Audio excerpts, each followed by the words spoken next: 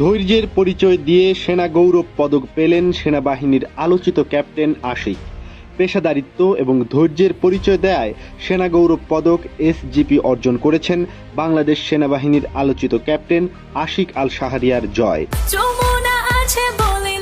Jamuna refrigerator, খাবার fresh তো life জম্পেশ।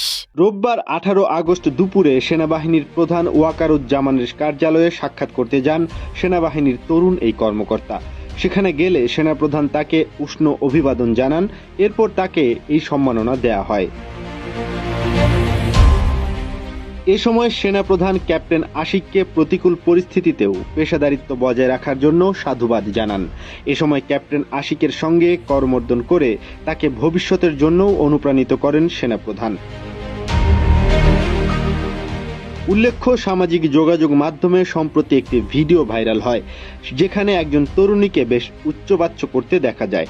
সেখানে থাকা ক্যাপ্টেন আশিক অত্যন্ত বিচক্ষণতা ও ধৈর্যের সঙ্গে তরুণীর কথা শোনেন, পরিস্থিতির সামাল দেন এবং সেটি সমাধানও করেন।